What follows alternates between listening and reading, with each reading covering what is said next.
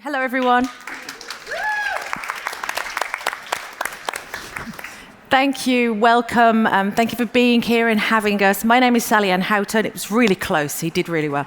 And I lead partnerships and business development for fashion and retail at Epic Games. So who are Epic? Everyone kind of knows they're Epic, but Epic it's a software company, it's a gaming company, it's an ecosystem of tools and platforms, and dare I say it, it's a metaverse company. Sorry, Facebook has kind of ruined it for all of us. So we develop tools to empower creators and unleash creativity.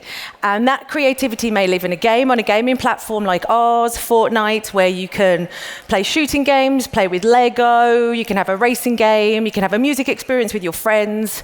Our ecosystem is full of diverse and engaging experiences that are made by us or creators.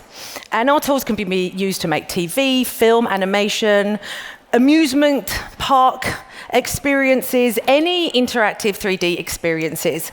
And these can be found online, in store, on mobile, and in-house. And importantly, for us here today, these tools can be used to revolutionize important creative workflows for your business. The design process, the approval process, to visualize for R&D, making 3D environments collaborative and iterative. And the Unreal Engine is the pumping heart at the center of our ecosystem. It's a sophisticated game engine that enables real-time experiences with a visual quality that is unmatchable. So why is a gaming company at PI? So high fidelity, real-time, 3D lets you make the right creative choices earlier, quicker, and first time. And that is good for business.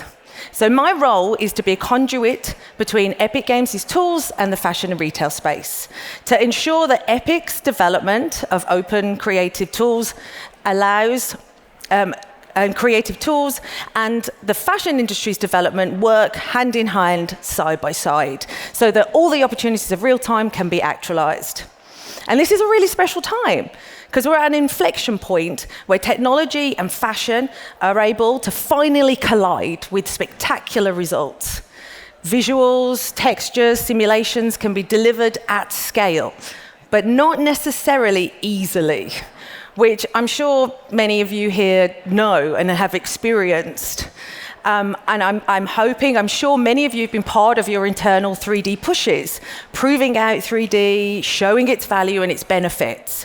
And I've seen an explosion of small teams building parts of pipelines, exploring integrations, and creating bespoke solutions.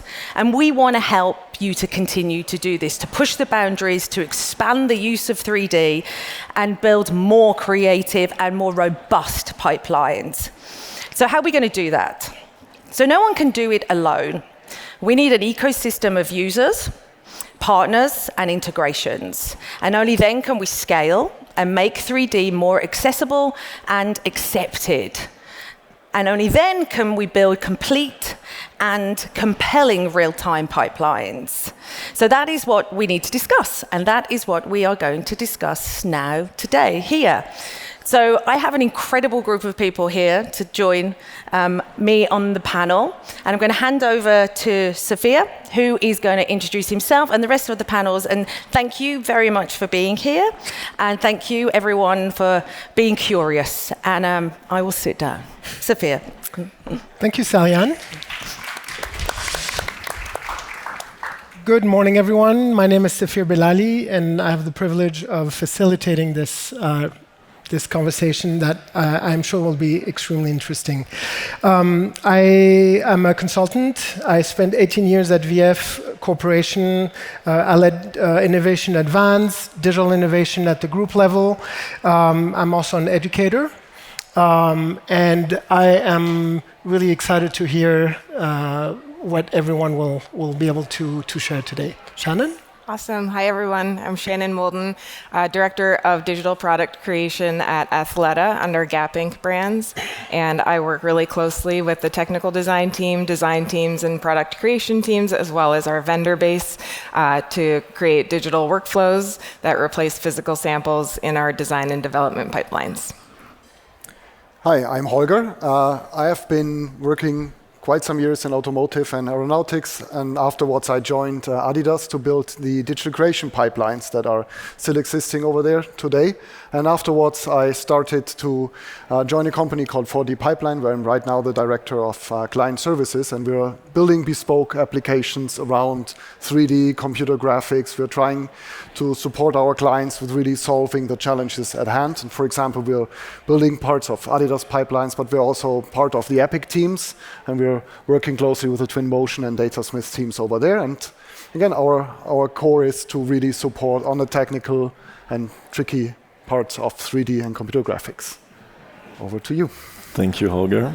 My name is JR. I'm French, based here in New York, and I lead the technology team of Theodo, we're a software consultancy, even though I'm a mechanical engineer by training and started my career in the car manufacturing industry.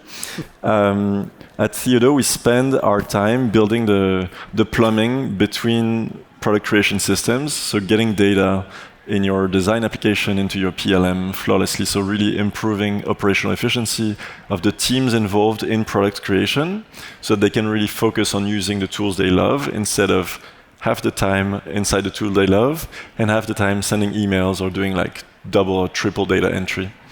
So yeah, data plumbing is the short way to put it.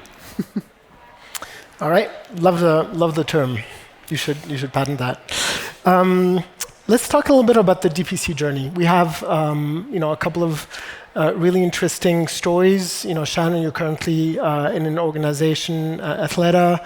Holger, you spent quite a bit of time at Adidas. When did your journey, your DPC journey start? What were your biggest hurdles, and what have you learned so far? I know this is a big topic. It's a meaty one. Right, it's a meaty one. But how would you summarize that? So we started, I've been with Athleta for about 4.5, 5 years, and came in a 3D role. So we've been working in the space for about that long. But the first couple years were mostly around POCs and sort of project-based work. We've really been trying to scale and make a larger impact with our 3D workflows over the past 3 years. So from sort of focusing on selecting a tool, building our foundations, enrolling teams, working with our vendor base, just really building a mature process for digital sampling within all the way from design to product approval. Challenges, there are so many. It's hard to know where to start, but I think that one really relevant one that I'll touch on, because I think it's really sort of meaningful to the discussion that we're having here, is around once you've reached that level of maturity in digital product creation and workflows, how do those assets go to work for you within the brand? So we spend a lot of time right now, and I hope I'm not alone, rendering and bringing renderings onto Miro boards, and those renderings very quickly become irrelevant if there's a style change or a colorway change. So I think that's one of our biggest challenges today, is just how do these assets connect and stay live and stay relevant so that they can really work as hard as we need them to for us in the business. You're not the only one. Yeah, I'm glad I'm not alone. Holger? Yeah, now at Adidas, I think we started at 2005, 2007, introducing 3D, mainly for sample reduction, mainly run by our factories back then. So they were doing all the 3D modeling, creating shoes in 3D, creating garments, using V-Stitcher in 3D. And at some stage, when I joined the company, actually, 2011, we started to pull everything forward and trying to really introduce 3D into design and development. Not only doing sample reduction, but really trying to integrate 3D as an essential part into the workflow. And when we started with the 3D introduction, it was primarily on design, but at some stage we realized this needs to be an integrated approach. So that was already the first challenge that we saw, that you cannot just do it in silos. It needs to be an end-to-end integrated process, because actually it starts with marketing, it starts with what is the vision, and then how do you want to take the information that you need to transport from step to step to step. And at some stage, you start enriching it using 3D.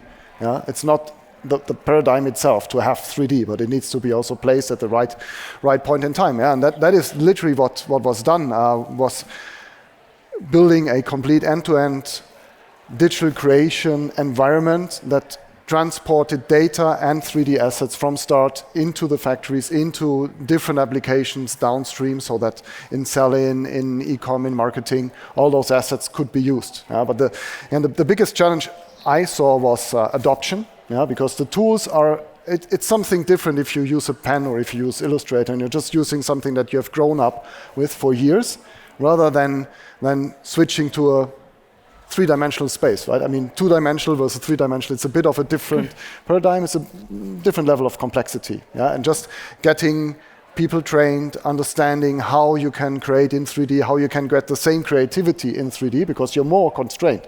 On a piece of paper, you're not constrained. In 3D, you are sometimes constrained, because you can't do certain things. You can't do stretchy looks or over-amplify certain features. So this was the tricky part, to really balancing it and then scaling it. I mean, doing this in small prototypes, in small teams, with a few people, that works. But doing this for hundreds of designers, hundreds of developers, downstream into the factories, getting everything integrated, that was one of the biggest challenges we saw. And I think it got solved. Yep. I think most of the brands here are, if not all, are somewhere on the DPC journey, right? At a certain point, there's a shift that's happening from the POC stage, where you're trying things with smaller collections, things like that, to prove things out. And when you start thinking, okay, how does this work at scale? So I was wondering, this might be for JR and Holger. Have you established pipelines? So you started speaking about that, Holger, but I think the key point that you mentioned was end-to-end. Have you established pipelines, full pipelines that allow organizations to scale the DPC efforts? And if so, what role does real-time 3D play in that? I'll give a stab at it. So full end-to-end. So personally, in our experience at Theodo, we haven't really spread it fully end-to-end. We see a few companies that have this intent and sort of this vision to, from the beginning of the effort, that this is going to be an end-to-end thing. But in our experience, companies actually first put the finger on one element of it without seeing the bigger picture. And that's quite interesting you have to solve that first step effectively for them to maybe think, oh, actually, these two steps around it could be also integrated and so on. Not everyone has the global vision. And I'm sorry, I forgot the second part of your question. The role of real-time. So real-time, we really see, like you said, I think the best example is what you said. You use Miro, you have renders in there, and they're outdated. And I think that's the critical point of the data needs to flow. Everything we're talking about is just representation of product data. So if your data does not flow anymore, at some point you're going to make a decision on something that's outdated. So you're going to look at the line plan that's actually not up to date, so you're going to make a decision. So real time is really critical and extremely hard to achieve, but made easier with things like Unreal Engine. Because if you have an end-to-end, that's really the dream, you have an end-to-end integration between all your stakeholders in product creation. Data flows seamlessly between all these silos, and data can be represented at any stage in real time. It means, literally, if right before this line review meeting, a designer made a change that was approved, it's going to update when you look at it, the line plan is going to be up to date. So that's really the dream. So if you don't have real time, you've really only solved part of the issue, because you didn't want to do 3D just to do 3D. You wanted to do 3D because you wanted to make better product decisions. So if you have 3D, you still have not solved the problem at all, in a way. If I want to be provocative, you haven't really solved the problem at all. You will only have solved it when you have real-time 3D. Okay. Absolutely, and I think one of the biggest challenges is that you want to make decisions very fast. Not only as a group, but only specifically if you're designing your products, you want to have interactivity. Yes. And most of the tools that existed before 3D do this. Photoshop, Illustrator, drawing something. That's pretty much real time. And you cannot take that away. We've seen examples where this was taken away, and that just led to non-adoption, because it basically means that people do not want to use that software or that solution. So you have to be somehow integrated. You need to be able to have the same performance, the same speed, the same interactivity, and that is what you gain with 3D, and with real-time 3D specifically. And then you have the second challenge, as you mentioned. Then you have all your designers doing, all your developers doing everything in 3D, and then you need to generate the images. And there are companies right now that render literally millions of images every season in a couple of days, because you have your season cut off, right? You have your handover, and at that point in time you need to generate, for all products, all latest images. And luckily there's technology like cloud, and you can scale that, but it still takes hours and days, even though it's a massive operation. And introducing 3D at that stage, so in real-time 3D, that you don't have to do all these cumbersome renderings at some cloud, big cluster, right, that spawns literally thousands of nodes. I think that's going to be one of the biggest advantages that we will see very soon once something like Unreal gets introduced into those tool chains. So yeah, maybe to summarize it, like, if you think that by introducing 3D you're going to make the company move forward, you might be extremely wrong, because if you just introduced 3D, all you did was make everything more complicated and make those iterations go even slower, because you asked everyone to do an extra job on top of what they were doing, and that's a big challenge. But if you have real-time 3D, that's when really you go back to that same speed of iteration of like a team around the table, scratching things, like doing things on paper, and in like real-time interactions, real-time iterations on product ideas. Yeah, this was one of our biggest learnings at VF. Granted, with the complexity of having multiple brands, multiple product categories, and trying to streamline the processes, we very quickly understood the power of an end-to-end, as you mentioned, end-to-end pipeline that at scale is powered by real-time 3D, because that's, when you're in POC mode, you can manage it, you can do things manually, but when you're dealing with tens of thousands of SKUs, you cannot introduce manual processes that are not going to stay up to date and that are going to jeopardize the whole thing. Let's talk a little bit about internal versus consumer facing. We talked about end-to-end, concept to consumer. Fashion is adopting 3D workflows internally, but there's also a really interesting application that is consumer facing in terms of consumer experiences, whether they're brand experiences or product experiences. How do you see these internal workflows and the work that's happening internally also benefiting, from the real-time nature of games and interactive 3D? For us, I think it's very much about the consumer appetite for newness, and as long as you're relying on photography of physical assets to present newness to the customer, it's extremely limiting, time-consuming, and expensive. So I think that there's a huge opportunity for us to leverage what's coming out of our 3D development and design workflows and make those consumer-facing. But it's just so important for it to be exceptional from a visual standpoint, so that it's not obvious and disarming for the customer. So I think that's sort of where we're looking at it. We're not there yet, but definitely the direction we're trying to head. Yeah. We had, it's interesting because one of the things that you realize very quickly also is that once you've built these assets, right, they don't just sit there to be rendered or to be visualized. There's so much you can do with them, right? Jar, I was wondering if you what thoughts you had around that. So how these assets can really benefit from from these technologies? So one thing I really like to talk about is, again, this idea. So I look at things from the data angle because that's what we do, and I think it can be eye-opening. When we think 3D, we think I have a 3D file that contains colors, textures, etc. When I see 3D, I just see a white model that I want to apply a BOM to onto. So I really want to apply the BOM at the moment when a designer is going to look at it, at the moment when there's going to be a line review meeting. I want to take that 3D asset and apply the BOM that I would get in real time from the PLM, and I can switch between my BOMs.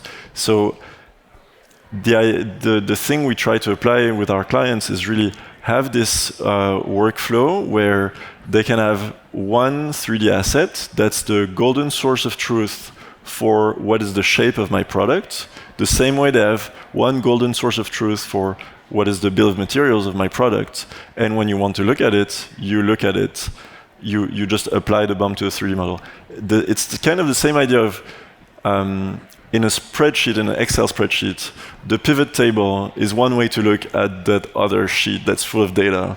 And you can have many pivot tables. They're just different interfaces into the same data. So to me, whether you're looking at your product in Adobe Illustrator in 2D, in a fancy real-time view somewhere, or in a render on your e-commerce platform, it should just be different representations of the same data.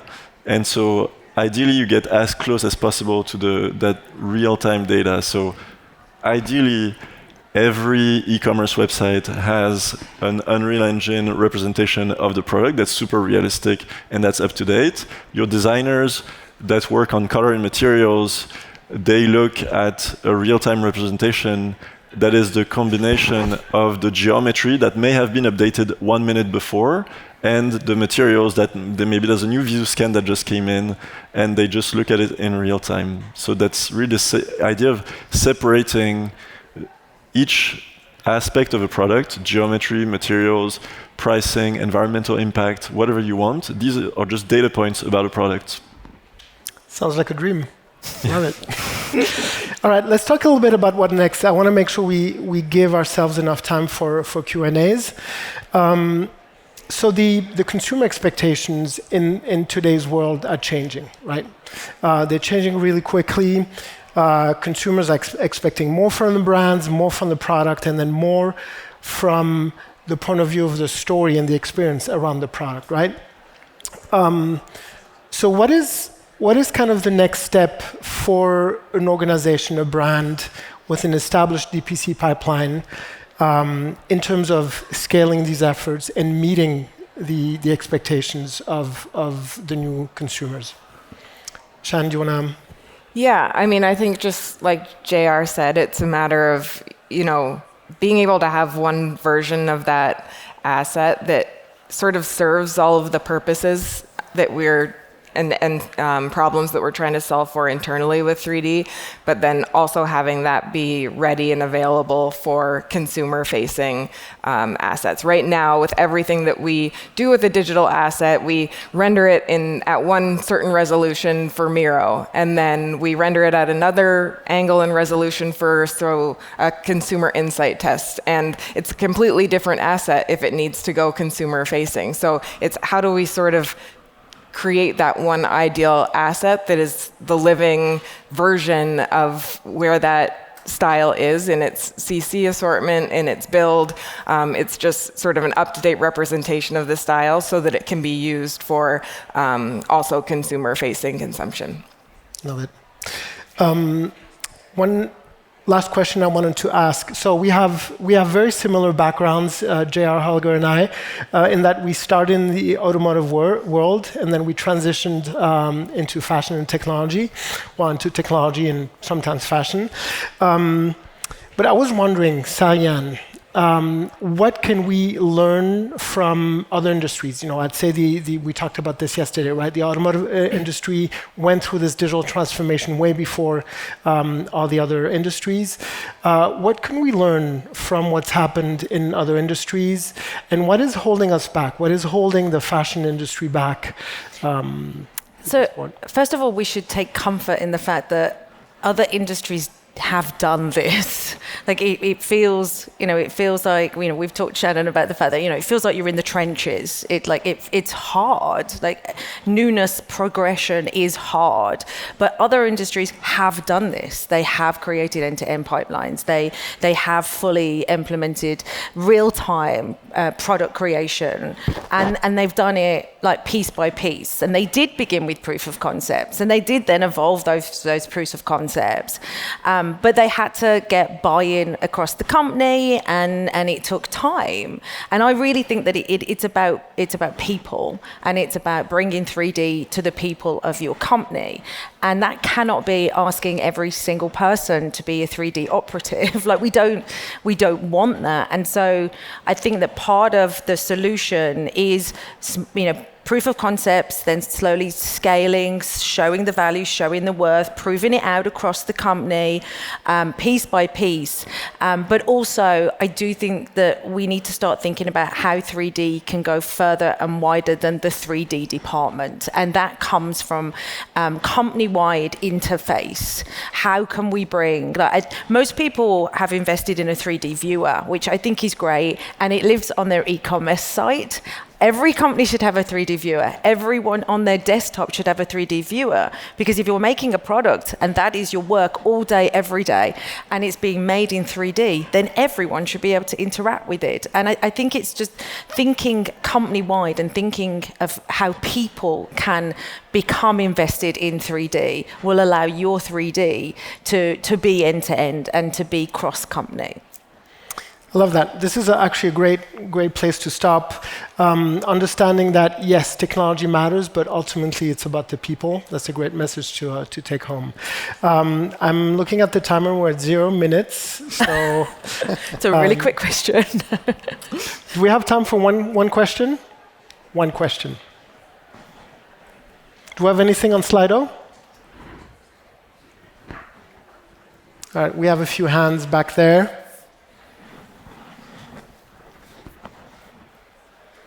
I think we should just continue for another 30 minutes. Fine. Let's crash the agenda. Huh? Yeah, right. Real time. Hi, my name's Katie. Sally Ann knows me. Hi, Katie. My big question as a technical designer is, what do you see the biggest challenge and hurdles that you have with technical design, and solutions that have implemented waste reduction and other things within that chain? I can take that one. I'm also a tech designer. So I think the biggest unlock for us, and we're extremely lucky, has been standardizing the processes that we have with our vendor base. Building standards that drive consistency in how the samples are built that we receive, so that they're user-friendly for our tech designers to work with. But there's also a piece that you have to sort of acknowledge that everyone learns at a different pace. So for scale, we rely very much on our vendor base, and then the internal processes that we do. So building a concept from scratch or actually fitting something in 3D, it's much more reliant on the user readiness, openness to learn, comfort with the tool, and the product category that they work on. So I think it's important to set up the standard processes with your vendor base that feed the machine, give you the assets that you need when you need them to service the business, but then also make the space and learning opportunities for your teams to engage with the assets in a deeper, more meaningful way without the pressure. Because if they feel like the business is counting on them to build X amount of their styles in 3D, they're going to sort of feel suffocated by that challenge at first. So it's important to leverage your vendor base and also meet people where they are. Thanks for the question. Great question. Well, I think that's all for us. Thank you all for your time and sharing your thoughts with us. Enjoy the rest of the conference. Thank you.